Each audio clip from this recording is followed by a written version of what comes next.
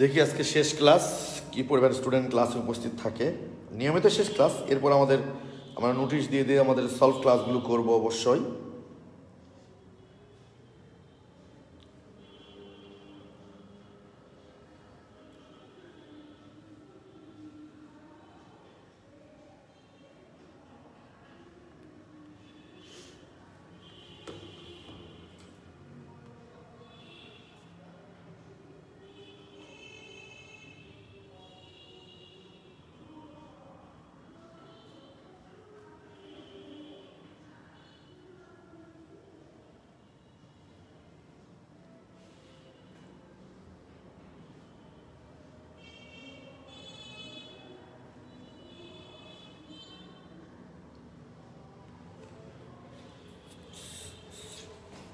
सीमा बशाक, शाहरियार नीलय चौधरी, हुसैन साद जिसान, राब्बी अफरोजा अहमद, शाहरियार इस्लाम, विप्लव हुसैन, फौजिया फारिया नोहा, ताइबा इस्लाम, हासिबुल हक हिमेल, मकसूदा अख्तर, प्रिया मंडल, सुमाफिन रिदी, शाकिया अहमेद, मोहतासिम सजीब, मुराद मेजाबिन,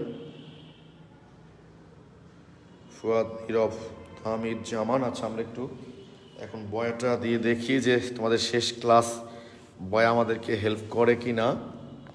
বিসমিল্লাহ।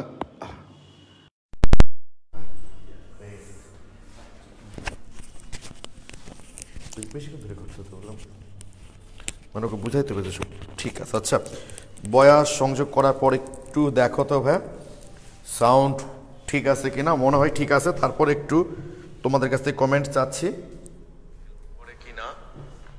বিসমিল্লাহ, মনে হয় ঠিক আছে না? একটু বলো তো ভাইয়া তোমরা। ওকে, ঠিক আছে। আচ্ছা, বয়া সংযোগ করার পর ঠিক আছে। ওকে, আমাদের আগের ক্লাসে অবশ্য বয়া ঠিক মতো কাজ করে নাই। এখানে আমরা একটু দেখি বয়াটা ঠিক মতো কাজ করছে। তো দেখো, যেটা বলছিলাম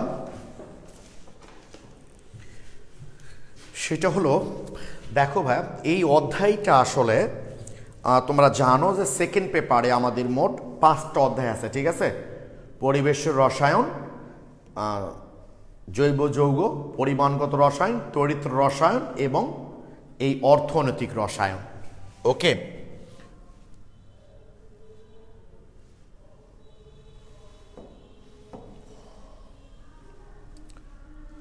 দেখো, সেটা হচ্ছে যে তোমরা জানো, তোমরা সিকিউ অ্যান্সারটা অবশ্যই পরিমাণগত রসায়ন, পরিবেশ রসায়ন, পরিবেশ রসায়ন। ওকে, এখান থেকে ধরো তোমরা একটা প্রশ্নের অ্যান্সার অবশ্যই করতে পারবা। জৈব যৌগ, এখান থেকে তোমরা অবশ্যই 2টা প্রশ্নের অ্যান্সার করতে পারবা। পরিমাণগত রসায়ন, পরিমাণগত রসায়ন, তাহলে এখান থেকে তোমরা অবশ্যই একটা অ্যান্সার করতে পারবা। আর আমার ধারণা তোমরা অলরেডি তড়িৎ রসায়নের সিকিউ প্রশ্নগুলা দেখেছো। 90% প্রশ্ন হচ্ছে পাত্রে দ্রবণ রাখা যাবে কিনা, আর তড়িৎ কোষের কি তড়িৎ চালক বলের মান নির্ণয়, আর কখনো কখনো তড়িৎ কোষ বিক্রিয়া দিয়েছে, তাই না? এই তো, মানে এখান থেকে 100% কমন। তাহলে একটা প্রশ্নের অ্যান্সার তোমরা করতে পারবা। তাহলে 2 একে 3 একে 4 একে 5, 5টা প্রশ্নের অ্যান্সার কিন্তু তোমাদের সিকিউ হয়ে গেল।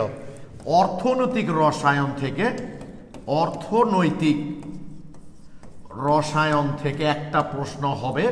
তাহলে এখান থেকে যদি একটা প্রশ্ন হয় এবং সেই সিকিউ প্রশ্নের অ্যান্সার তোমরা করবা না, তাহলে 2 3 4 5 6টা প্রশ্ন হলো। তো তাহলে আরো তো 2টা প্রশ্ন বাকি আছে। তো যদি এখান থেকে আমাদের আর একটা প্রশ্ন দিতে পারে, আবার এখান থেকেও আরেকটা দিতে পারে, তাহলে কয়টা হলো? 1 2 3 4 5 6 7। অথবা এখান থেকে হয়তো একটা দিল না, এখান থেকে আরেকটা দিতে পারে।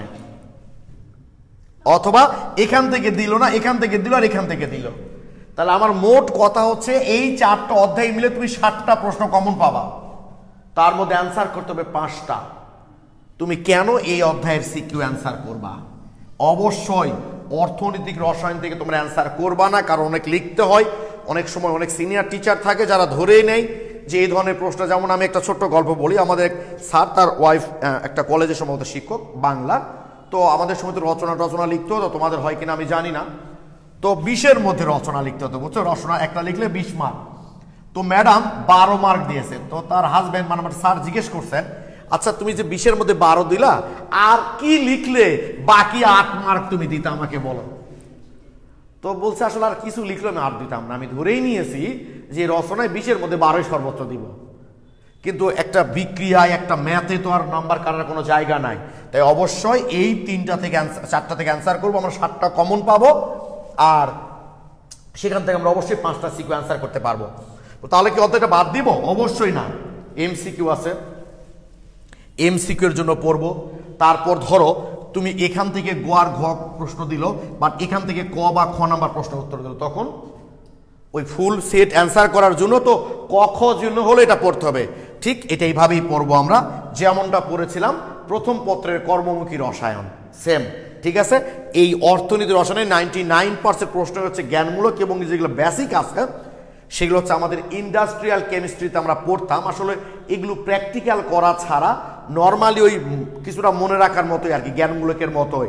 তো আমি তোমাদের পুরো অধ্যায়টা তোমাদের কনসেপ্ট বুকে সাজিয়ে দিয়েছি, তোমরা চেষ্টা করবে এখান থেকেই পড়বা। না হলে তোমরা তো ফার্স্ট ইয়ারেও দেখেছো ভাইয়া যে কর্মমুখী রসায়নে কি পরিমাণ প্যারা তোমরা পেয়েছো আর কি, বিভিন্ন বইয়ে বিভিন্ন তথ্য।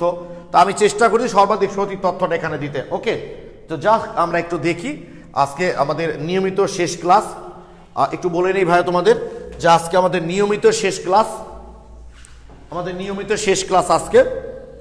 এরপর আর রেগুলার তোমাদের অনলাইনে এই কিবার ক্লাস হচ্ছে তোমাদের শনি সোমবার রেগুলার হবে না। আমি তোমাদের 2-1 দিন আগে নোটিশ করব যে 12:30 নিব, টেনশন নাই, বাট 1 দিন বা 2 দিন আগে নোটিশ করব যে অত তারিখে এই অধ্যায়ের উপর সলভ ক্লাস হবে। তো তোমরা আগের দিন রাতের মধ্যেই যার যার প্রবলেম থাকে সেগুলো গ্রুপে পোস্ট দিবা, সেগুলো আমরা পরের দিন সলভ করব। অর্থাৎ আমি কয়েকদিন 2-1 দিন আগে যেদিন সলভ ক্লাসগুলো নিব আমি তোমাদের গ্রুপে পোস্ট দিব, সেই দিন তোমরা ক্লাসে আসবা, সেই দিন প্রবলেমগুলো নিয়ে আসবা। ঠিক আছে, নিয়মিত এইভাবে আর শনি সোমবার 4:30 ক্লাস হবে না, কারণ যেহেতু আমরা অনলাইনে ক্লাসটা শেষ করলাম। আর তোমরাও নিশ্চয়ই এখন হ্যাপি, আর কষ্ট করে তোমাদেরকে অনলাইন ক্লাস আসতে হচ্ছে না। আর অফলাইন যখন শুরু হবে, সামনের মাসে ফার্স্ট উইকে হয়তো শুরু হতে পারে, আমি সেটারও নোটিশ দিব। তোমরা যারা আমার কাছে অফলাইন ভর্তি আসো তাদেরকে SMS করবো আমি, তোমরা অবশ্যই আসবে, এবং তখন আমরা প্রথম থেকে আবার ক্লাসগুলো করব। ওকে, অফলাইন আবার আমরা প্রথম থেকে করব, আর অনলাইনে ক্লাসগুলো আমাদের এরকম নোটিশ দিয়ে দিয়ে সলভ ক্লাসগুলো হবে, কারণ যেহেতু শেষ। এবং একটা ব্যাপার কি তোমরা খেয়াল করছো, আমার বিশ্বাস কেমিস্ট্রির আগে আর কোনো কোর্সে তোমাদের এখনো শেষ হয়নি। হয়তো তোমরা যদি কোনো টিচারকে গিয়ে বলো যে আমাদের কেমিস্ট্রি শেষ, আর তখন হয়তো বলবে যে ওই কেমিস্ট্রির অধ্যায় তো 5টা পড়তে আর কয়দিন লাগে।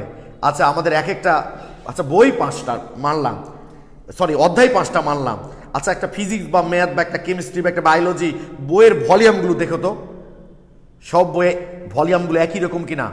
তো অধ্যায় 5টা হতে পারে, বাট একটা অধ্যায়ের লেন্থ কীরকম আর সেইটা তো আসলে ঠিক আছে, সেইটা তো তোমাদেরকে আসলে ভাবতে হবে ভাইয়া। হ্যাঁ, যে আমাদের অধ্যায়গুলো যদি ছোটো ছোটো করে দিত তাহলে অনেকগুলো অধ্যায় হয়ে যেত। ফার্স্ট পেপারে গুণগত রসায়নকে মিনিমাম 4টা অধ্যায় করা যেত, অর্গ্যানিক কেমিস্ট্রিকে শুধুমাত্র 10টা অধ্যায় করা যেত। আগের সিলেবাসে যেখানে পুরো অর্গ্যানিক কেমিস্ট্রি সেকেন্ড পেপারে ছিল। ওকে, তো যাক, আরেকটা বিষয় তোমাদেরকে আমি এখানে মেসেজ দেওয়ার চেষ্টা করছি। আমি কিন্তু মাঝখানে অসুস্থ ছিলাম, তোমাদেরকে পড়াইতেও পারিনি বেশ কিছুদিন, নাহলে কোর্সটা আরও আগে শেষ হতো।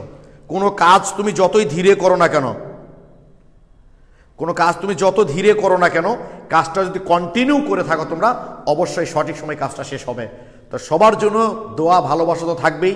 অফলাইনে যারা তা অফলাইনে আসবাই, আর অনলাইন তোমাদের সঙ্গে মাঝে মধ্যে দেখা হবে আমার সলভ ক্লাসে। ওকে, সেই ক্লাসগুলোতে আশা করি তোমরা ক্লাসগুলো করবা। ওকে, সবার সুস্থতা কামনা করে ক্লাস কি শেষ করছি? শুরু করছি। Thank you. তো জাস্ট একটু দেখাই দিব শুধু জিনিসগুলো, আমি আর কিছু না। অর্থনীতি রসায়নটা এরকমই আসলে।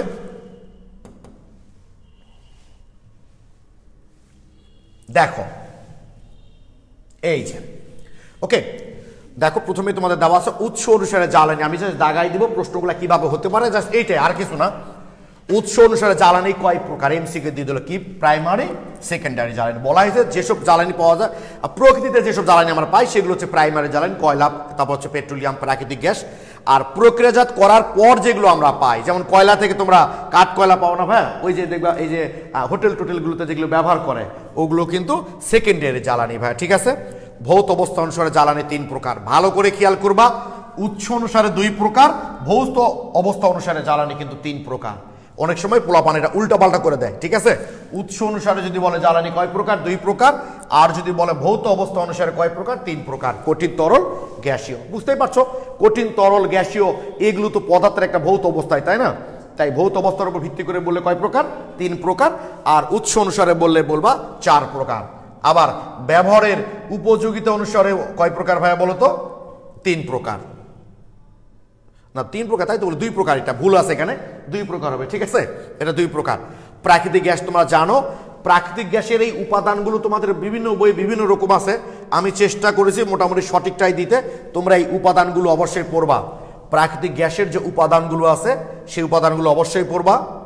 আর এখানে একটা গুরুত্বপূর্ণ মেসেজ দেওয়া আছে, বাংলাদেশের প্রাকৃতিক গ্যাসে প্রায় এত % মিথেন বিদ্যমান। এটা প্রায় এমসিকিউ দেয় যে বাংলাদেশের প্রাকৃতিক গ্যাসে কত % মিথেন বিদ্যমান। তোমরা যারা পড়তে বসেছো অবশ্যই যাদের কাছে কনসেপ্ট বুকটা আছে ভাইয়া, তারা কনসেপ্ট বুকটা সামনে নিয়ে পড়তে বসো, এবং আমি যেগুলোকে আন্ডারলাইন করতে বলতেছি তোমরা সেগুলো আন্ডারলাইন করো, ওকে। সেগুলো তোমাদের এমসিকিউ লাগবে।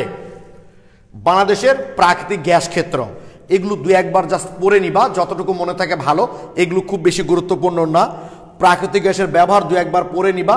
আর এই যে পূর্ণ নামের, এই সংক্ষিপ্ত নামের পূর্ণ রূপগুলো একটু দেখে নিও ভাইয়া তোমরা, ওকে। এই যে ব্যবহার করে 2-1, এইটা খুব গুরুত্বপূর্ণ, খুব গুরুত্বপূর্ণ, এইটা খুব বেশি গুরুত্বপূর্ণ অবশ্যই ভাইয়া। এই যে প্রায় পরীক্ষায় দেয়, এই যে গত বছর মেডিকেল অ্যাডমিশন টেস্টেও দিয়েছে। আরেকটা কথা বলি, যারা ইঞ্জিনিয়ারিং পরীক্ষা দিবা তারা ভেবো না যে আমাদের ইঞ্জিনিয়ারিং এ তো এগুলো অধ্যায় লাগবে না। গত 2-3 বছরের বুয়েটের প্রশ্ন দেখবা, গত 2-3 বছর বুয়েটের প্রশ্ন দেখবা ভাইয়া তোমরা, কর্মমুখী রসায়ন, অর্থনীতি রসায়ন, এগুলো থেকে কিন্তু বেশ প্রশ্ন এসেছে। বলে কিভাবে প্রশ্ন আসবে? এই যে এমসিকিউ এবং ক নাম্বার প্রশ্নের মতো করে পড়লেই সেটা তোমাদের হয়ে যাবে ভাইয়া, ওকে।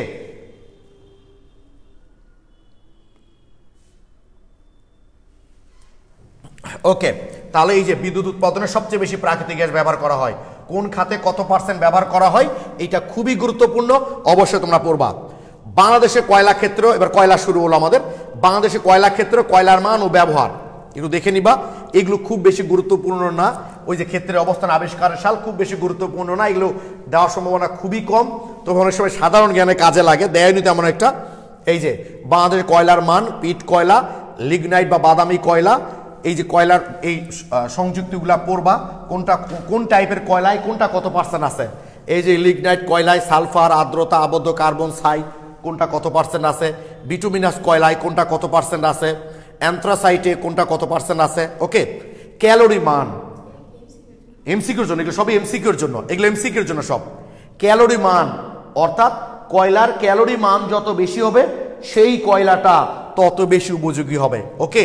এই যে ভাইয়া দেখো, কয়লার পিট কয়লা, বিটুমিনাস কয়লা, অ্যান্থ্রাসাইট কয়লা, লিগনাইট কয়লা কোনটা কত %, কোনটা কত %, কোনটা কত %, আর ক্যালোরি মান কত মনে থাকে জানো? যে কয়লার ক্যালোরি মান তো মনে শক্তি উৎপাদনের একটা একক, এই ক্যালোরি মান যত বেশি হয় সেটা তত বেশি উপযোগী হয়। এগুলো ভিতরে চমৎকার করে দিয়েছি আমি, একটু পড়ে নিবা ভাই, হ্যাঁ, ওকে। এই যে আর্দ্রতা, ছাই, কয়লার ব্যবহারগুলো 2-1 পড়ে নিও, এগুলো খুব বেশি যে দেয়। কয়লার সালফারের উপস্থিতি ক্ষতিকর কেন, দেখো অনেক বড়, এগুলো খ নাম্বারে দিবে। খ নাম্বার, ক নাম্বার প্রশ্ন যেভাবে দিতে পারে সেগুলো আমি তোমাদের সাজিয়ে দিয়েছি। তোমরা জানো যে সালফার থাকলে সেখান থেকে সালফার ডাই অক্সাইড উৎপন্ন হয়, সেই সালফার ডাই অক্সাইড পানির সাথে মিশে, বৃষ্টির পানির সাথে মিশে সালফিউরাস অ্যাসিড তৈরি হয়।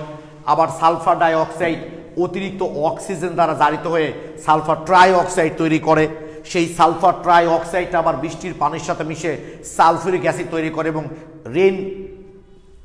অ্যাসিড রেন যেটাকে বলি আমরা, অ্যাসিড বৃষ্টি যেটাকে বলি আমরা, সেইটার জন্য খুব ক্ষতিকর হয়। এই জন্য কয়লা সালফার উপস্থিতি ক্ষতিকর। যশোর বোর্ড 16, সিলেট বোর্ড 16-17 অনেক বোর্ডে দিয়েছে ভাই, একটু দেখে নিবা। ওয়াটার গ্যাস কি? কার্বন মনোক্সাইড এবং হাইড্রোজেনের সমমোলার মিশ্রণকেই বলা হয় ওয়াটার গ্যাস। অনেক সময় কিন্তু ক নাম্বার প্রশ্নে ভাই দিবে এটা, ওয়াটার গ্যাস কি?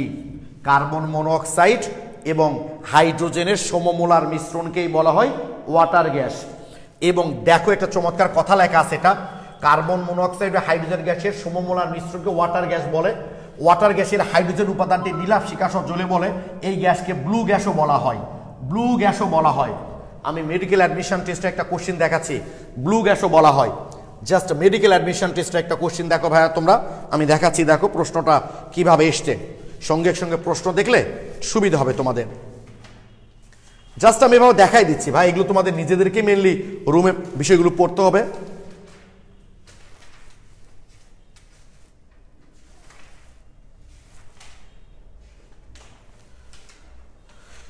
এগুলো বোর্ডে আসে এমসিকিউ। 20 সালের কোশ্চেন তো নাই, তোমরা বুঝতেই পারছো, 20 সালে পরীক্ষা হয় নাই।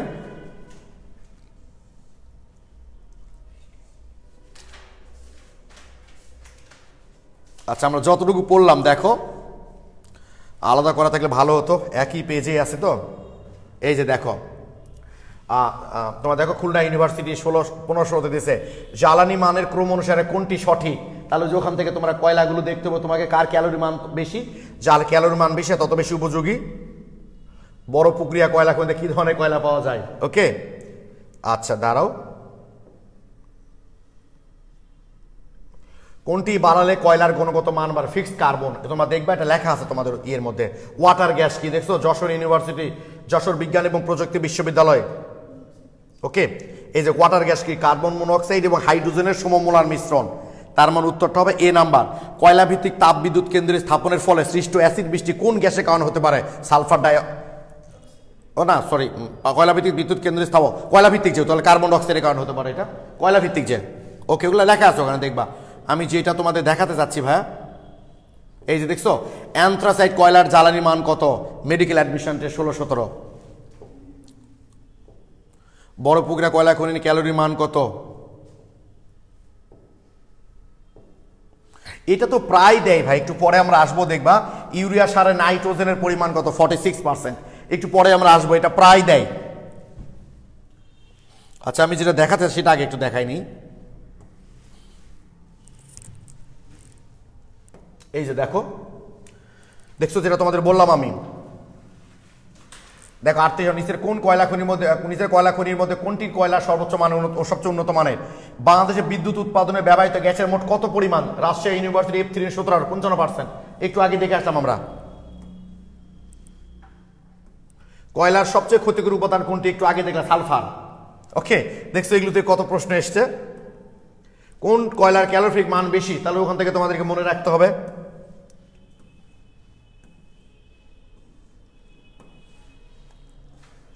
এই যে আবার যে জ্বালানি মান অনুসারে, এই যে দেখছো মেডিকেল অ্যাডমিশন 17-18। ওয়াটার গ্যাসের অপর নাম কি, ব্লু গ্যাস। ঠিক আছে ভাই, যে তোমাদের মেডিকেল অ্যাডমিশন টেস্ট 17-18, ওয়াটার গ্যাসের অপর নাম হচ্ছে ব্লু গ্যাস। এই জন্য বললাম আমি তোমাদের কনসেপ্ট বুকটা এইভাবেই সাজিয়েছি যে মোটামুটি তোমরা যদি পড়ো, আসলে আমি তোমাদেরকে এই অধ্যায়গুলো আমি তোমাদের ফার্স্ট পেপারের কর্মমুখী রসায়ন পড়ানোর সময় তোমাদেরকে কিন্তু আমি বলিনি যে আমি তোমাদেরকে যা বই দিয়েছি সব তোমরা কমন পাবা, যত বেশি বই পড়বা তত বেশি লাভ, অসুবিধা নাই। কিন্তু আমি তোমাদের কনসেপ্ট বুকে যেগুলো দিয়েছি সেগুলো আগে পড়বা। এগুলো পড়া হয়ে গেলে তোমরা আরো অতিরিক্ত বই দেখার চেষ্টা করবা, কারণ এগুলো জ্ঞানমূলক প্রশ্ন বেশি, যত বেশি জানবা তোমরা তত বেশি লাভ। বাট আমি যেগুলো দেখাই দিয়েছি সেগুলো না দেখে না, কারণ এখানে আমি গুরুত্বপূর্ণগুলোই তোমাদের কপি করেছি ভাইয়া। ওকে, ওয়াটার গ্যাস দেখলাম আমরা। সংশ্লেষ গ্যাস কি, 1 মোল কার্বন মনোক্সাইড এবং 3 মোল হাইড্রোজেনের মিশ্রণকেই বলা হয় সংশ্লেষ গ্যাস। ওকে, এগুলা ক নাম্বার প্রশ্নে কিন্তু দেয় সংশ্লেষ গ্যাসের ব্যবহার। প্রোডিউসার গ্যাস আসলে কাকে বলি আমরা, যে 2 মোল কার্বন মনোক্সাইড এবং নাইট্রোজেন, 1 মোল নাইট্রোজেনের মিশ্রণকেই বলি আমরা প্রোডিউসার গ্যাস। এই যে স্টিল নির্মিত চুল্লির নাম হলো প্রোডিউসার, সেখানে তৈরি করা হয় জন্য এটার নাম হচ্ছে প্রোডিউসার গ্যাস। এর ব্যবহার করবা ফিশার ট্রপস পদ্ধতিতে অ্যালকেন প্রস্তুতি। জাস্ট এটা কার্বন আর স্টিমকে অনেক উচ্চ তাপমাত্রা উত্তপ্ত করলে ওয়াটার গ্যাস তৈরি হয়। এই ওয়াটার গ্যাসকে যদি আমরা হাইড্রোজেন সংযুক্ত করি তাহলে অ্যালকেন হয়ে যাবে। ওকে, এগুলো একটু দেখে রাখবা। জ্বালানি সম্পদের প্রেক্ষিতে বাংলাদেশ শিল্পায়নের সম্ভাবনা আলোচনা করে, এটা 2-1বার দেখে রাখবা। এগুলো গুরুত্বপূর্ণ না, জাস্ট 2-1বার পড়বা এটা। বাংলাদেশ উল্লেখযোগ্য রসায়ন শিল্পের পরিচিতি, এই যে ইউরিয়া, যেটা কথা বললাম ভাইয়া, প্রায় দিয়েছে একটু আগে যেটা তোমরা দেখলাম। ইউরিয়াতে সর্বাধিক পরিমাণ নাইট্রোজেন বিদ্যমান 46.6%। এটা ফাইনাল পরীক্ষা থেকে শুরু করে অ্যাডমিশন টেস্ট পর্যন্ত অনেক জায়গাতেই দিয়েছে। দেখছো আজকে কিন্তু আমাদের তেমন কোনো কঠিন পড়া নাই, জাস্ট আজকে আমরা গল্প করব বলেছিলাম, তারপরেও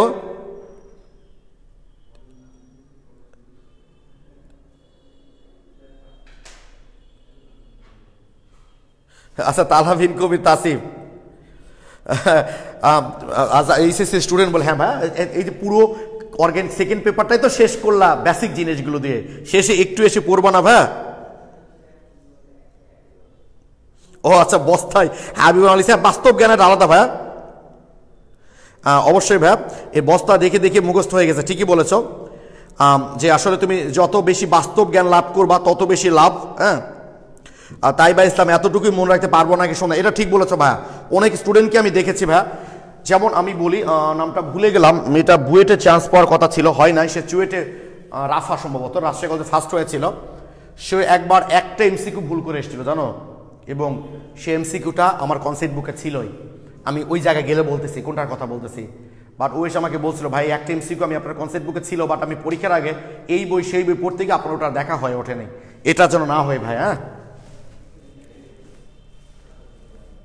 ওকে, এই যে চিনি শিল্প এগুলাই দেখবা। ওকে, বাংলাদেশ চিনি শিল্পগুলো, সিমেন্ট শিল্প, কাঁচ ও সিরামিক শিল্প, জাস্ট নাম আছে এখানে, কাগজ শিল্প। এইবার ইউরিয়া প্রস্তুতি দেখো তোমরা, মিথেনের মধ্যে স্টিম চালনা করলে আমরা কার্বন ডাইঅক্সাইড এবং পানি হাইড্রোজেন পাই, আর জানো হেবার বস পদ্ধতিতে নাইট্রোজেন আর হাইড্রোজেন থেকে অ্যামোনিয়া তৈরি করি। এই নাইট্রোজেন আর হাইড্রোজেন থেকে যে অ্যামোনিয়া পেলাম, অর্থাৎ অ্যামোনিয়ার সাথে কার্বন ডাই অক্সাইড যদি আমরা উত্তপ্ত করি তাহলে ইউরিয়া হয়ে যায়।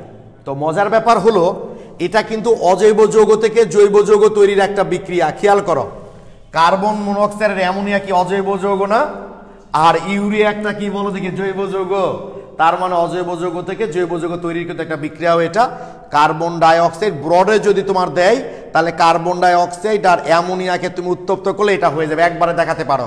কিন্তু অনেক সময় এমসিকিউ দেয় আবার ভাই জানো যে কার্বন ডাই অক্সাইড আর অ্যামোনিয়া মিলে ইউরিয়া তৈরির সময় অ্যামোনিয়াম কার্বামাইড, এই যে মধ্যবর্তী উৎপাদ কোনটি হয়, এটা অনেক সময় দেয়, এটা হচ্ছে মধ্যবর্তী উৎপাদ, ঠিক আছে, মধ্যবর্তী উৎপাদ।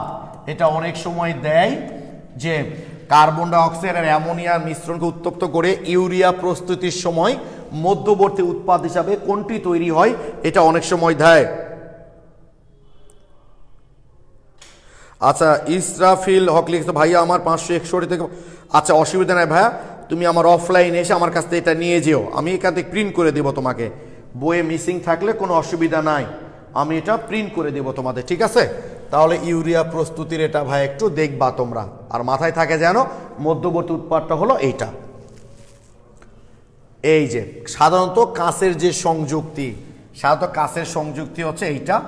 ওকে, মনে রাখবা কাঁচে ব্যবহৃত কাঁচা মালগুলোর নাম তোমাদেরকে অবশ্যই মনে রাখতে হবে, বালি, সোডিয়াম অক্সাইড, লাইন, রঞ্জক পদার্থ, এই যে এই দেখো কাঁচ কিভাবে তৈরি করা হয়, সোডিয়াম, আমি এগুলো বিক্রিয়া তোমাদের লিখে লিখে প্র্যাকটিস করতে হবে, ঠিক আছে। সোডিয়াম কার্বনেটকে সিলিকার সাথে মিশাই প্রথমে সোডিয়াম সিলিকেট তৈরি করা হয়, অপরদিকে ক্যালসিয়াম কার্বনেট, এসে দেখো সোডিয়াম সিলিকেটকে শীতল করা হলে এটি কঠিন কাঁচ সদৃশ বস্তুতে পরিণত হয়, এটি পানি কাঁচ নামে অভিহিত। অনেক সময় তোমাদেরকে দেয় পানি কাঁচ নামে কোনটা অভিহিত, এই কাঁচটাকে আমরা পানি কাঁচ বলি। আর ক্যালসিয়াম কার্বনেটকে সিলিকার সাথে মিশায় তাহলে ক্যালসিয়াম সিলিকেট তৈরি হয়। এই সোডিয়াম কার্বনেট, ক্যালসিয়াম কার্বনেট আর সিলিকা মিশ্রিত করলে এই যে ভাই আমরা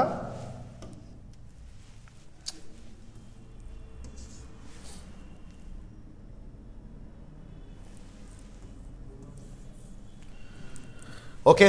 তারপর অবশ্যই দেখে রাখবা সাধারণ কাঁচ, লেড, আমরা বিভিন্ন কাঁচের নাম বলি না ভাইয়া, যে লেড কাঁচ বা অপটিক্যাল কাঁচ, এই যে কোন কাঁচের কি সংকেত, এগুলো তোমাদের এমসিকিউ লাগবে। ওকে, কি কাঁচের কি সংকেত, মানে কোন সংকেত। তাহমিদুল ইসলাম অমিক কি লিখেছে ভাই একটু আমাকে দিও। ও আচ্ছা, মাথায় স্পেশাল মেমোরি কার্ড লাগাতে হবে। ওকে দেখো ভাইয়া এতদিন ধরে পড়ে আসলা সব বেসিক জিনিসগুলো, শেষ দিকে সেটা মনে হচ্ছে। এবার সিরামিক আসো ভাইয়া তোমরা, এই যে কাঁচামালগুলোর নাম মনে রাখবা, আর এই সংকেতগুলো কিন্তু বেশ দেয়। পটাশ ফেলসপার ফার্স্ট ইয়ারও তোমরা পড়ে এসছো, সোডিয়াম ফেলসপার, লাইম ফেলসপার, এই সংকেতগুলো লাগে ভাইয়া। অনেক সময় এমসিকে দিয়ে দেয় যে সিরামিক উৎপাদনে বিঘালক হিসাবে কোনটি ব্যবহার করা হয়? সিরামিক উৎপাদনে ফেলসপার বিঘালক হিসাবে ব্যবহার করা হয়। ফেলসপারে বিদ্যমান ক্ষারীয় উপাদান যেমন এগুলো বিঘালকের কাজ করে। অন্যান্য বিঘালকের মধ্যে আছে বোরাক্স, এই বোরাক্সের সংকেতটা কিন্তু লাগে, ক্রায়োলাইটের সংকেতগুলো এগুলো ফার্স্ট ইয়ারে কিন্তু তোমরা পড়েছো ভাইয়া, এগুলো লাগে, এগুলো মাথায় রাখবা তোমরা। ওকে, এই যে মূলনীতি, অ্যালুমিনা, সিলিকা, পানি মিশ্রিত, দেখে নিবা, এগুলো প্র্যাকটিস করতে হবে তোমাদেরকে। পেপার শিল্পে এটা দেওয়া হয় পরীক্ষায়, পেপার শিল্পে জারক হিসাবে কোনটি ব্যবহার করা হয়, বিজারক হিসাবে কোনটি ব্যবহার করা হয়?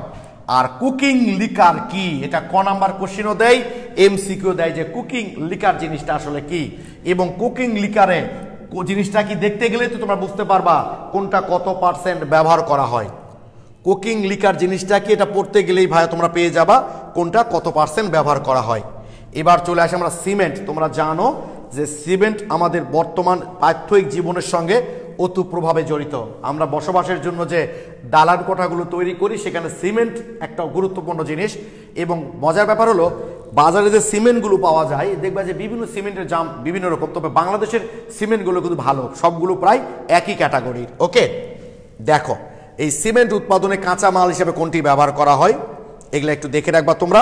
আর আমাদের প্রচলিত যে সিমেন্টটা সেটাকে আমরা পিসি বলে থাকি, পোর্টল্যান্ড সিমেন্ট। এই পোর্টল্যান্ড সিমেন্টের উপাদানগুলো কিন্তু খুব গুরুত্বপূর্ণ। পোর্টল্যান্ড সিমেন্টের উপাদানগুলো কিন্তু খুব গুরুত্বপূর্ণ ভাইয়া। ও আচ্ছা, শামিউল সেজান লিখেছ সিলেবাস ছোট করলে এই অধ্যায় বাদ পড়লে ভালো হয়। হ্যাঁ, সিলেবাস যদি ছোট করে তোমাদের কেমিস্ট্রি তাহলে আমি আশাবাদী যে সেকেন্ড পেপারে এই অধ্যায়টা বাদ দিয়ে দিবে, আর ফার্স্ট পেপারে হয়তো পঞ্চম অধ্যায়টা বাদ দিয়ে দিবে আর কি। অর্থাৎ সেকেন্ড পেপারের পঞ্চম এবং ফার্স্ট পেপারের পঞ্চম অধ্যায় বাদ দেওয়ার সম্ভাবনা বেশি। শামিউল সেজান, ঠিক আছে ভাই, এটা তোমাদের জন্য একটা সুখবর। হ্যাঁ, সুদীপ্ত সরকার তন্ময়, সুদীপ্ত সরকার তন্ময় লিখেছ সিমেন্টের বস্তাকে লেখা। এই যে বললাম ভাই, অবশ্যই সিমেন্টের বস্তার গায়েতে উপাদানগুলো লেখাই থাকে। আসলে আমি বলি না ভাইয়া যে মাথায় রাখবা যে বাস্তব যে জ্ঞানগুলো তুমি আহরণ করবা সেটা অন্যরকম, যেটা বই পড়ে আসলে হয় না। ওকে, ক্লিংকার কি দেখো, সিমেন্টের কিন্তু মূল উপাদানটা হচ্ছে ক্লিংকার। বরিশাল বোর্ড 19 দিয়েছে সিমেন্টের 4টি মূল উপাদান। এই যে 4টি মূল উপাদান, এই 4টি মূল উপাদান দেখো। সিমেন্টের মূল উপাদান di calcium silicate, tetra calcium aluminate, ferrite, tri calcium aluminate, tri calcium silicate. এই 4টি মূল উপাদানের সংযুক্তির মোট পরিমাণ এত থাকে, এই মিশ্রণকেই বলা হয় কিন্তু ক্লিংকার। এবং সিমেন্টের মূল উপাদানটাই কিন্তু ভাই ক্লিংকার। ওকে, পোর্টল্যান্ড সিমেন্টের সংযুক্তি দেখাও। ঢাকা বোর্ড 16তে অলরেডি খ নাম্বার প্রশ্নে দিয়ে দিয়েছে এটা। এই যে সংযুক্তি এখানে দেওয়া আছে, শুধু এমসিকিউ লাগছে তা না, বললাম না ক নাম্বার এবং খ নাম্বার প্রশ্নের জন্য হলো তোমাদের এগুলো লাগবে। পোর্টল্যান্ড সিমেন্টকে হাইড্রোলিক সিমেন্ট বলা হয় কারণ পানির উপস্থিতি এটা জমাটবদ্ধ হয়, এই কারণে এটাকে হাইড্রোলিক সিমেন্ট বলে আমরা। সিরামিক কি, সিরামিক হচ্ছে উচ্চ তাপমাত্রায় ক্লে সংকেতগুলো দেওয়া আছে দেখবা তোমার। ফেলসপার ও বালি থেকে উৎপাদিত মাটির মতো আর কি, দেখো মৃৎশিল্পজাত বস্তুকেই সিরামিক বলা হয়। সিরামিক সামগ্রীতে গ্লেজিং পদার্থ কেন ব্যবহার করা হয়? কারণ হচ্ছে যা সিরামিকটাকে চকচকে উজ্জ্বল করে, গ্লেজ দেয় বলি না আমরা, তো গ্লেজিং পদার্থ কি জন্য ব্যবহার করা হয়? মসৃণ এবং চকচকে করার জন্য। সিমেন্ট জমার কথা বলতে সিমেন্টে জিপসাম কেন ব্যবহার করা হয়? বা যে সিমেন্টের ট্রাই ক্যালসিয়াম অ্যালুমিনিয়াম রয়েছে যা পানির উপস্থিতি সিমেন্টকে দ্রুত জমাট বাঁধতে সহযোগিতা করে, এবং দ্রুত যদি জমাট বেঁধে যায় ভা ওটা পরবর্তীতে ফেটে যেতে পারে। এটা রোধ করার জন্য আসলে সিমেন্টের জিপসামের সংকেত জানো? ক্যালসিয়াম সালফেট 2 অণু পানি, এগুলো কিন্তু ফার্স্ট ইয়ারে তোমাদের সংকেতের মধ্যে ছিল। ওকে, এগুলো দেখে নিবা। এই যে সিমেন্ট হার্ডেনিং বলতে কি বোঝো, কাঁচ কি, কাঁচে অ্যানিলিন বা কাঁচে পান দেওয়ার প্রয়োজন, কিন্তু গ্রামে অনেক সময় বলে যে কাঁচে পান দেওয়া হয় আর কি। হ্যাঁ, চামড়া ট্যানিং, এই যে তোমরা কাঁচা চামড়া তো আর ইউজ করতে পারবা না ভাই, তাই না? এই চামড়াগুলোকে বিভিন্ন প্রক্রিয়াজাতকরণের মাধ্যমে আমরা ব্যবহারের উপযোগী করি। আর এই চামড়া তো বর্তমানে আমাদের প্রত্যেক জীবনে ওতপ্রোতভাবে জড়িত। আমাদের জুতা, বেল্ট, ব্যাগ, এমনকি আমাদের ফার্নিচারেও আমরা সোফা, খাট, এগুলোতে তো চামড়া ইউজ করে থাকি, ঠিক আছে? তো এই চামড়াকে, এই কাঁচা চামড়াকে পাকা করার জন্য আমরা যে পদ্ধতিটি এটাকে ট্যানিং বলি, আর যে শিল্প দ্বারা আমরা এটা করি সেটা ট্যানারি শিল্প বলে থাকি আর কি। ওকে, এই যে ট্যানিং করার, এই যে একটা কাঁচকে তাপ উত্তপ্ত করে তারপর ধীরে ধীরে লেখা আছে দেখো, কাঁচ দ্রব্যকে নির্দিষ্ট তাপমাত্রায় কয়েক ঘন্টা উত্তপ্ত করে ধীরে ধীরে কম তাপমাত্রা শীতল করা হয়। এই যে এর নাম হলো পান দেওয়া। উত্তপ্ত করে ধীরে ধীরে ধীরে ধীরে শীতল করা হয়, করে তাকে বিভিন্ন আকৃতি দেওয়া হয়, এটাকে বলা হয় পান দেওয়া। পড়লেই বুঝতে পারবা তোমরা এগুলো ভাইয়া, বুঝছো? এই যে ট্যানারি শিল্পে কি কি কাজ করা হয় দেখো, এগুলা দেখবা, এগুলো পার্ট টু পার্ট তোমাকে জেনে রাখতে হবে, তুমি তার ইন্ডাস্ট্রিতে গিয়ে এগুলো দেখতে পাচ্ছ না। এই যে ওকে, এই যে চামড়া ট্যানিং করার প্রয়োজন হয় কেন? জীবিত পশুর শরীরে চামড়া সাধারণত নরম ও নমনীয়, যা দৃঢ় টেকসই হয়, কিন্তু মৃত চামড়া আর্দ্র হলে পচে যায় এবং শুষ্ক হয়। ট্যানিং প্রক্রিয়া চামড়াকে সুস্থ করা এবং রাসায়নিক প্রক্রিয়ায় পচনরোধী করা হয় আর কি, অর্থাৎ ব্যবহারের উপযোগী করা হয়। খাদ্য লবণ কেন ব্যবহার করা হয়? রাজশাহী বোর্ড 15, ঢাকা বোর্ড 19 দিয়েছে। কারণটা হচ্ছে চামড়ার পিএইচ এর মানটা ঠিকমতো নিয়ন্ত্রণ করার জন্য, না হলে ওটা পচে যেতে পারে ভাই, এই জন্য খাদ্য লবণ ব্যবহার করা হয়। এগুলো দেখে নিবা। মিনারেল ট্যানিং কাকে বলে, দূষক পদার্থ কাকে বলে, এটা বেশ গুরুত্বপূর্ণ, বইয়েতে অনেক সময় দেয়। সিমেন্ট, ইউরিয়া, চামড়া, টেক্সটাইল, ডাইং শিল্পে দূষক সময় আলোচনা করো। এই যে কোথায় কোন দূষকগুলো ব্যবহার করা হয়, সেগুলোকে আসলে কিভাবে আমরা প্রতিরোধ করতে পারি। বায়ু দূষণ যে নিয়ন্ত্রণ, প্রভাবিক রূপান্তর, তারপর হচ্ছে আমরা দূষক গ্যাস দ্রবীভূত, ধরো তুমি একটা দূষক হলো, সেখানে অন্য একটা গ্যাস মিশ্রিত করে ওটাকে অন্য একটা পদার্থে পরিণত করে ফেললাম, ফলে দূষকটা ওখান থেকে কী হয়ে গেল, দূর হয়ে গেল। আর ছাঁকনি ফিল্টার করে তুমি দূষক দূর করতে পারো। তোমাদের সুবিধার্থে আমি এটা দেখো এই জায়গাতে দিয়ে দিয়েছি, শিল্পের নাম, বর্জ্য দূষক, তাদের ক্ষতিকর প্রভাব দেওয়া আছে, তোমাদের হেল্প করবে এটা।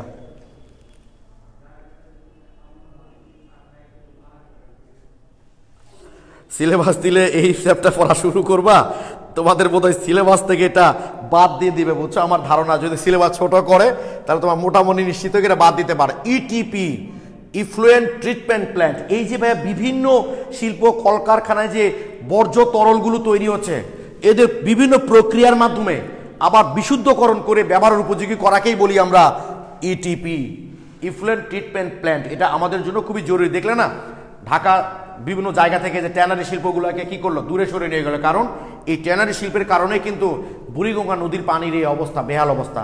তো এই যে বিভিন্ন রাসায়নিক পদার্থ যে বর্জ্য তরলগুলো উৎপন্ন হয়, তাদের বিভিন্ন প্রক্রিয়াজাতকরণের মাধ্যমে আবার ব্যবহারের উপযোগী করাকেই বলি আমরা ইটিপি। ওকে, এই জিটিপি করা হয় কেন, যেটা বললাম তোমাদের। রিসাইকেল কি, এইটা খুবই গুরুত্বপূর্ণ, যে আমাদের সম্পদ যেহেতু কম, তাই কোনো একটা সম্পদ ব্যবহার করার পর ওইটা নষ্ট হয়ে গেলে যদি একবারই ব্যবহারের উপযোগী হয়, তার চেয়ে যদি ওটা আমরা বারবার ব্যবহার করতে পারি। ধরো কাগজ শিল্পে, তোমরা জানো যে কাগজ শিল্পে আমরা যে পাল্পটা ব্যবহার করি, সেখানে কি পরিমাণ গাছ টাছগুলো নিধন করা হচ্ছে, এতে তো বনাঞ্চল নিঃশেষ হয়ে যাবে। তো আমরা যদি সেগুলোকে রিসাইক্লিং করতে পারি, যেমন আমি একটা গল্প প্রায় বলি, আরএফএল কোম্পানি একটা বিজ্ঞাপনের আগেও বোধহয় তোমাদের বলেছিলাম আমি, যে আরএফএল কোম্পানির একটা বিজ্ঞাপন দেয়, দেখবা জন্ম থেকে জগ, মানে বুঝাচ্ছে যে আরএফএল কোম্পানি যে জগগুলো তৈরি হয়েছে তারা জন্ম থেকেই জগ, অর্থাৎ নতুন প্লাস্টিক থেকে তৈরি করা হয়। আর অন্য কোম্পানির যে জগগুলা তারা বুঝাচ্ছে সেই জগগুলা হয়তো বা প্লাস্টিক তো রিসাইক্লিং মানে নবায়নযোগ্য, নবায়ন করে করা হয়েছে। অর্থাৎ দেখা যাচ্ছে যে এখন যে জন্ম হয়েছে জগ হয়ে, হয়তো পূর্ব জন্মে আগের জন্ম হয়তো সেটা টয়লেটের বদনা ছিল, হয়তো টয়লেটের বদনা ছিল, সেটা ফেলে দিয়েছে, সেটা আবার রিসাইক্লিং করে হয়তো জগ হয়েছে। বাট আমি আরএফএল কোম্পানির ব্র্যান্ডিং করছি না, কিন্তু আবার জাস্ট তাদের বিজ্ঞাপনের কথাটা বলছি আমরা, যে আরএফএল কোম্পানি বিজ্ঞাপনটা দেয় যে জন্ম থেকে জগ, অর্থাৎ তাদের কোম্পানির জগগুলো তৈরি হয়েছে নতুন প্লাস্টিক থেকে, এইটা তারা বুঝায় কি, ঠিক আছে? আমি অবশ্য কিছু কিছু বিজ্ঞাপন দিয়ে খুব ভালো লাগে, বুঝছো? একদিন এই যে নগর ভবনের গ্রিন প্লাজায় আবাসন মেলা হচ্ছিল, আবাসন মেলা, তো সেখানে প্লট, ফ্ল্যাট, এগুলো যারা যেসব কোম্পানি আছে যারা বিক্রি করে তারা নিয়ে এসছে। তো প্লট বিক্রি করছে এরকম একটা কোম্পানি চমৎকার করে লিখেছে, ফ্ল্যাট নয় প্লট কিনুন, মাটি থেকে আকাশ পর্যন্ত পুরোটাই আপনার। মানে বুঝাচ্ছে যে আপনি যদি ফ্ল্যাট কেনেন তাহলে ফ্ল্যাটটাই তো আপনার, আগে পিছিয়ে তো আপনার না। বাট আপনি যদি 2 কাঠা জমি কেনেন, প্লট কেনেন, তাহলে জমির উপর যত দূর আপনি আপনার সাবানা নিয়ে যেতে পারেন। তাই বলছে ফ্ল্যাট নয় প্লট কিনুন, মাটি থেকে আকাশ পর্যন্ত পুরোটাই আপনার। তো আমি বেশ কিছু কিছু বিজ্ঞাপন আমার খুব ভালো লাগে, আমি সেগুলো মনে রাখি ভাইয়া। আয়রন, অ্যালুমিনিয়াম, কপার, কাঁচ, পেপার ও প্লাস্টিক রিসাইক্লিং কিভাবে করা হয় এগুলো তোমাদেরকে দেখে রাখতে হবে। খুব বেশি যে গুরুত্বপূর্ণ তা না, পুরো যতটুকু মনে থাকে আর কি। এই যে 33 নম্বরটাও খুব বেশি গুরুত্বপূর্ণ না, সামাজিক ও পরিবেশ। এখন তোমরা হয়তো বলবা যে ভাইয়া গুরুত্বপূর্ণ না তো আপনি বই দিয়েছেন কেন? কারণটা হচ্ছে বইটা তো ভাই আমাকে সিলেবাস অনুসারে সাজাতে হয়েছে, তাই না? সামাজিক ও পরিবেশ ক্ষেত্রে আয়রন, অ্যালুমিনিয়াম, কপার, কাঁচ এদের রিসাইক্লিং গুরুত্বটা তো আমি তো কিছু গুরুত্ব বলে দিলাম ভাইয়া, যে তুমি যদি একবারই ব্যবহার করে ফেলে দাও, কাগজ রিসাইক্লিং পরিবেশ সংরক্ষণ ভূমিকা রাখে। অবশ্যই আমরা যদি কাগজ রিসাইক্লিং করতে পারি, রিসাইক্লিং করি, তাহলে যে নতুন নতুন প্রতিবার কাগজ তৈরির সময় যে বনাঞ্চল নিধন করা হচ্ছে এইটা আমার করা লাগবে না, ফলে অবশ্যই পরিবেশ সংরক্ষণে সে ভূমিকা রাখে। কয়লা বিদ্যুৎ কেন্দ্রের সুবিধা অসুবিধাগুলো একটু দেখে নিবা তোমরা। এইবার এসছে ন্যানো পার্টিকেল, ন্যানো টেকনোলজি। তোমরা অবশ্যই অনলাইনে ঢুকবা, গুগলে ঢুকবা, ইউটিউবে ঢুকবা, ঢুকে ন্যানো টেকনোলজি লিখে সার্চ দিবা। ন্যানো অবশ্যই কাজটা তোমরা করবা। আমি একটা কথা বলি না ভাইয়া তোমাদের, যে শুধুমাত্র মানে বই পড়েই যদি সব কিছু হতো তাহলে ক্যারিয়ারটা দেখবা সবসময় ভালো স্টুডেন্টরাই ক্যারিয়ার বিল্ড আপ করতে পারতো। সবসময় কিন্তু ভালো স্টুডেন্ট ক্যারিয়ার বিল্ড আপ করতে পারে না। যাদেরকে ভালো, ওই যে একটা কথা আমরা সবসময় বলি না, বিল গেটস, উনি একটা কথা বলেছিলেন। বিল গেটস তো ছিলেন তার ক্লাসের লাস্ট ব্রেঞ্চের স্টুডেন্ট, তো উনি বলেছিলেন আমার ক্লাসে যে ফার্স্ট ব্রেঞ্চের স্টুডেন্ট ছিলেন তিনি হচ্ছেন বিশ্বের সবচেয়ে বড় সফটওয়্যার কোম্পানিতে জব করে, আর আমি হচ্ছি সেই কোম্পানির মালিক। অর্থাৎ সার্টিফিকেট দিয়ে আসলে সব কিছু হয় না, অন্য একটা কোনো কিছু লাগে। আমি কথাটা তোমাদের বরাবরই বলি। ওকে, তো এই জন্যই বলছি শুধু বই পড়লেই হয় না, তোমরা ন্যানো পার্টিকেল এবং ন্যানো টেকনোলজি লিখে অবশ্যই অনলাইনে সার্চ দিবা। বর্তমানে ন্যানো টেকনোলজি কি পরিমাণ ডেভেলপ করছে, ছোট ছোট কিছু কথা শুধু বললেই তোমরা বুঝবে। এই যে আমরা সমুদ্রের লোনা পানি, এই ন্যানো টেকনোলজি, ন্যানো মানে তো বোঝো ভাই, ন্যানো মানে খুবই ক্ষুদ্র। তোমরা ন্যানোর সম্পর্কে একটু ধারণা আছে যে এক ন্যানো মানে হচ্ছে সাধারণত যেসব কণার আকার 1 থেকে কত ভাই, 1 ন্যানোমিটার থেকে 100 ন্যানোমিটারের মধ্যে যাদের আকার তাদেরকে আমরা ন্যানো পার্টিকেল বলি। চিন্তা করছো 1 ন্যানোমিটার সমান কত মিটার, কত ক্ষুদ্র, 1 × 10⁻⁹ মিটার। তাহলে চিন্তা করছো যে 1 মিটারে কত কোটি ভাগের 1 ভাগ হচ্ছে 1 ন্যানোমিটার। এই ন্যানো টেকনোলজি ইউজ করে একটা পদার্থের তড়িৎ পরিবাহিতা, তার চৌম্বক ধর্ম, সেগুলো মানে তার ক্যারেক্টারই চেঞ্জ করে দেওয়া যায়। এই যে আমরা মানুষ, আমরা একটা নির্দিষ্ট বয়স পর মারা যাই কেন, আমাদের শরীরের ভিতরের পার্টসগুলো ঠিকমতো কাজ করে না, অকেজো হয়ে যায়। বাট ন্যানো তো বর্তমানে রোবট করা হচ্ছে। ন্যানো ধরো রোবট আমার শরীরে পাঠায় দেওয়া হলো, সে পুরো শরীরের মধ্যে গিয়ে সব রিসাইক্লিং করে দিয়ে বের হয়ে চলে আসলো, আবার আমি চিরযৌবনা নতুন হয়ে গেলাম, আবার তখন থেকে অনেক দিনে তো বাঁচতে পারবো। যদিও সবটাই উপরওয়ালার হাতে, তবে বর্তমান ন্যানো টেকনোলজির এই যে মোবাইল ফোন, টেলিভিশন ইউজ করছো, দেখো এক সময় বিশাল একটা টেলিভিশন ইউজ করতা, এখন ওয়ালপেপার খুব পাতলা টাইপের টেলিভিশন ইউজ করছো তোমরা। এই সবই কিন্তু ন্যানো পার্টিকেলের ফল। এই যে যাত্রা শিল্পে, সিনেমা শিল্পে নায়ক নায়িকারা মেকআপ করে, এখানেও কিন্তু ন্যানো পার্টিকেল, দেখো এখানে দেওয়া আছে এগুলো প্লিজ। এই যে ন্যানো পার্টিকেল, ন্যানো কোনার শ্রেণী বিভাগ, ন্যানো টেকনোলজি, এটা বললাম তোমাদের। পদার্থের স্বাভাবিক অবস্থা ন্যানো কোনার ভৌত ধর্মের তুলনা, মানে স্বাভাবিক অবস্থায় সে কী ক্যারেক্টার শো করে আর ন্যানো অবস্থায় সে কী ক্যারেক্টার শো করে। দেখো এই যে দেখো এই যে জিনিসটা বললাম, এটা তোমাদের এমসিকিউ আমি দেখে আসলাম একটু আগে দিয়েছে। জিঙ্ক অক্সাইড স্বাভাবিক অবস্থায় আল্ট্রাভায়োলেট রশ্মি যে পরিমাণ প্রথিত করে, এর চেয়েও ন্যানো কোনা অবস্থায় তার অনেক বেশি আল্ট্রাভায়োলেট রশ্মি প্রথিত করতে পারে। এই জন্য জিঙ্ক অক্সাইড ন্যানো কোনা অবস্থায় সানস্ক্রিন লোশন তৈরিতে ব্যবহার করা হয়। সানস্ক্রিন লোশন তৈরিতে কোন ন্যানো কোনাটা ব্যবহার করা হয় এটা প্রায় দিয়েছে। আমি একটু আগে বোধহয় প্রশ্ন দেখার সময় দেখলাম জিঙ্ক অক্সাইড শিল্পে ন্যানো পার্টিকেল ব্যবহারের সম্ভাবনা আলোচনা করো। এই যে ওকে, অণু, পরমাণু এবং ন্যানো পার্টিকেলের মধ্যে তুলনা। 50 ন্যানোমিটার দৈর্ঘ্যের তামার তারকে বাঁকানো সম্ভব নয়, কারণ অবশ্যই অত ক্ষুদ্রাকৃতি তারকে তুমি অবশ্যই বাঁকাতে পারবা না। ন্যানো কোনার গলনাঙ্ক স্বাভাবিক অণুর গলনাঙ্কের চেয়ে কম হয়। দেখো এগুলো দেখবা তোমরা একটু, অর্থাৎ এই যে শেষ, ঠিক আছে? তো মাথায় রাখবা তোমরা, আমাকে যদি কোনো স্টুডেন্ট বলে যে আমি এই অধ্যায়ের একটা মাত্র টপিকস পড়বো, আমি কোন টপিকস পড়বো, আমি বলবো তোমরা ন্যানো পার্টিকেলটা পড়বা। আর এই যে বিগত সালের প্রশ্ন এগুলো দেখার দরকার নাই, কারণ তোমরা তো সিকিউ অ্যান্সার করবা না কি, ঠিক আছে ভাই? আমি তোমাদের কনসেপ্ট বুকটা যেভাবে সাজিয়েছি তোমরা পড়লে এগুলো বুঝতে পারবা, সহজ কথা এগুলো জানতে পারবা। আর অবশ্যই ন্যানো পার্টিকেল সম্পর্কে ভালো করে জানার জন্য তোমরা অনলাইনে অনেক ধরনের এই ন্যানো টেকনোলজির উপর ভিডিও আছে, সেগুলো দেখবা, উপকৃত হবা। ওকে, জাস্ট আজকে এই ক্লাসটা না নিলেও চলতো, তোমাদের পড়তেও বললো হতো, কিন্তু দেখা যায় কি একটা গল্প যদি টিচার একটু দেখাই দেয় একবার পুরো জিনিসটা, তাহলে কেন যেন পড়তে একটু সহজ লাগে, আর কিছু না, একটা সাইকোলজিক্যাল ব্যাপার। তাহলে ভাইয়া আজকে আমরা